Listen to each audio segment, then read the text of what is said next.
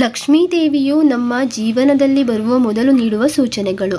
ಶುಕ್ರವಾರದ ದಿನ ಮನೆಗೆ ಯಾರಾದರೂ ಹೂಗಳನ್ನು ತಂದುಕೊಟ್ರೆ ಬೇಡ ಅನ್ಬೇಡಿ. ಅದು ಅತ್ಯಂತ ಶುಭವಾದದ್ದು. ಸಾಕ್ಷಾತ್ ಲಕ್ಷ್ಮಿಯೇ ಮನೆಗೆ ಬಂದ ಹಾಗೆ.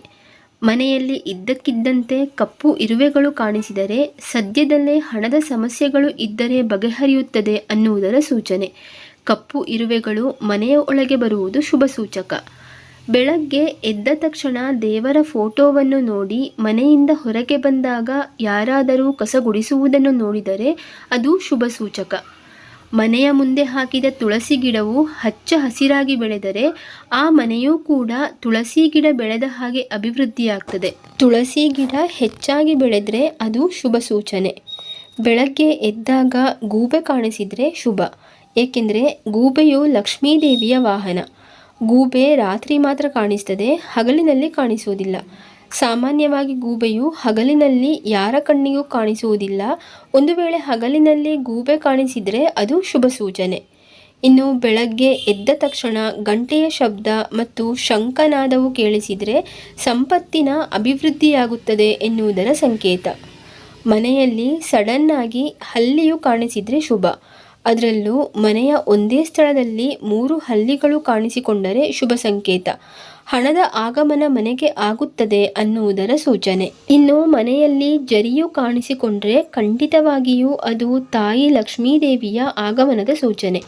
ಇದರಿಂದ ಯಾವುದಾದರೂ ಒಂದು ಕಡೆಯಿಂದ ಖಂಡಿತ ಒಳ್ಳೆಯದು ಆಗ್ತದೆ. ಗೋಮಾತೆಯು ಪದೇ ಪದೇ ಮನೆಯ ಮುಂದೆ ಬಂದು ನಿಂತರೆ ಶುಭ ಸಂಕೇತ.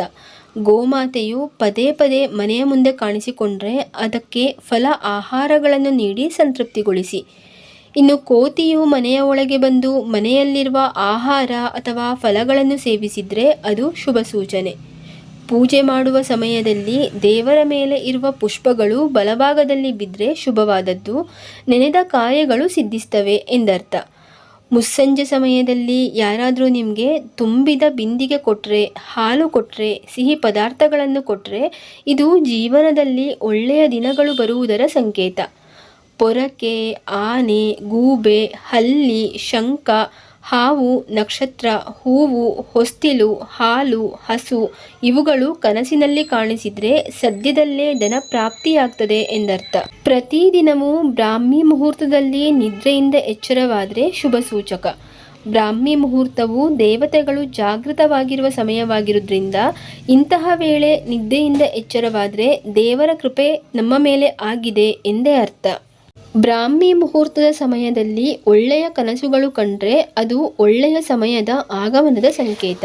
ಸ್ನೇಹಿತರೆ, ಇವತ್ತಿನ ಈ ಮಾಹಿತಿ ನಿಮಗೆ ಇಷ್ಟವಾಗಿದ್ದರೆ ಪ್ಲೀಸ್ ಒಂದು ಲೈಕ್ ಕೊಟ್ಟು ನಿಮ್ಮ ಅನಿಸಿಕೆಗಳನ್ನು ಕಮೆಂಟಲ್ಲಿ ತಿಳಿಸಿ. ಸಿಗೋಣ ಮುಂದಿನ ವಿಡಿಯೋದಲ್ಲಿ. ಅಲ್ಲಿವರೆಗೆ ಧನ್ಯವಾದಗಳು.